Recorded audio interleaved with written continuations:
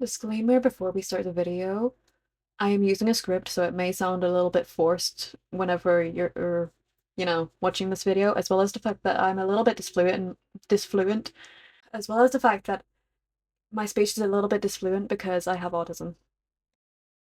Agoraphobia. And no, I'm not talking about the corpse song, although it is a good representation of it. Oxford Dictionary defines it as extreme or irrational fear of entering open or crowded places, of leaving one's home, or of being in places from which escape is difficult. I, for one, suffer from all of these, so here I am, raising awareness. Please spread this video around. I will not ask for subscribers or likes. All I ask for is more people to be aware of the struggles people with agoraphobia go through. How do you develop agoraphobia? Agoraphobia is a panic/anxiety disorder that causes panic attacks to show up in specific situations and/or environments specifically related to social experiences. This does not mean that a panic disorder is necessary for agoraphobia to manifest in someone. In fact, it can arise from an irrational fear, such as becoming infected by a serious illness just by going into crowded places, or simply just by doing something by accident that will cause embarrassment in front of others. Yeah, irrational fears can kind of sound stupid, but that's why they're irrational. There are lots of other circumstances that may trigger agoraphobia in people. This could range from trauma from life events, such as the loss of a parent, to already existing mental illnesses, such as anxiety and/or depression. It could also stem from misuse of alcohol and/or drugs. Yet another side effect of doing drugs and/or alcohol, which is why people highly recommend that you don't overuse them. But hey, I've got an addiction of my own. I can't judge anyone for having an addiction. But I will say, just try get the help that you need. Anyway, in my personal experience, there's another thing that causes my agoraphobia to worsen, and it's the fact that I'm trans. If you're new here, hi, yeah, I'm trans. You most likely are new considering I'm a small creator.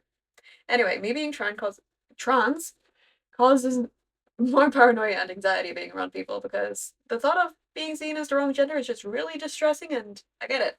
It seems small, but in the long run, that on top of other mental illnesses can cause a lot of problems. Symptoms of agoraphobia. Obviously, I'm not a doctor. I'm not even a psychology major or anything like that. I'm simply speaking from experience as well as research. I've mentioned how it can cause panic attacks or symptoms that resemble panic attacks, but there are more symptoms than just panic attack related. But first, let's get more into depth about the panic attack related symptoms. Panic attack related symptoms stemmed from panic attacks can include fear that a panic attack may make you look stupid or feel embarrassed in front of other people, fear that a panic attack will be life-threatening. For example, you may be worried your heart will stop or you won't be able to breathe, as well as the fear that you'd not be able to escape from a place or situation if you were to have a panic attack. I tend to have these symptoms, as well as the fact that I've had panic attacks due to these situations, especially the last point. I always have an exit mapped out where I can quote unquote safely have a panic attack without worrying about people being around, normally a bathroom. Then there are the non panic attack related symptoms, such as fear of losing your sanity, you may tremble and blush in front of people, fear that people may stare at you, monophobia or a fear of being left alone in your house, as well as feeling as if you're unable to function or survive without any help from others. Although people with agoraphobia may not be able to experience these situations or symptoms because, well, people with agoraphobia tend to close themselves off from situations that could cause symptoms like this to arise. If you think you may have agoraphobia but struggle to leave the house by yourself, try calling up your local GP, also known as primary care physician in America. Please do not use this video for a self-diagnosis. Now that that's out of the way, I shall give you a little bit of advice on what I do to help myself get out of the house when I struggle to. Firstly, have friends. Yeah, a lot of you won't be able to have this option. I'm sorry. Just kidding, I'm not sorry. Anyway, if you do have friends, reach out to them about how you're feeling. They may be able to push you and get you to need the help you need.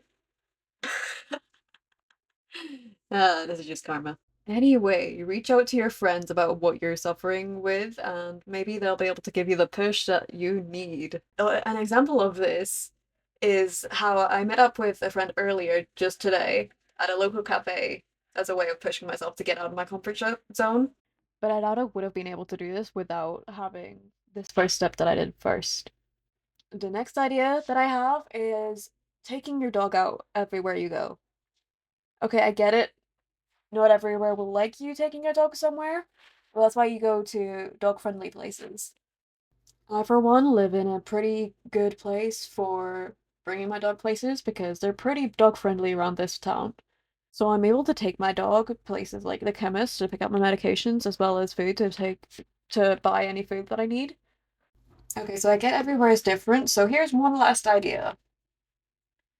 Just try to walk to the end of your road and back, and each day try to go a little bit further on your own and challenge yourself. Make it a competition to see if you can beat yourself. And obviously, you should be getting yourself some medication if you need it. If you're able to, I highly recommend it. Okay, I get it. I'm mostly giving out ideas for extreme agoraphobia, struggling to leave the house. But this is based off my personal experiences and helping others who suffer the way I do. If you struggle differently to me, I suggest talking to a mental practitioner to get advice from them, or finding people online who are similar to yourself. So, I hope I was able to teach you something from this video, and maybe it even helped somewhat. But maybe you can give your own advice in the comments and help others, because maybe you're more helpful than me. Maybe you've got more tips and tricks.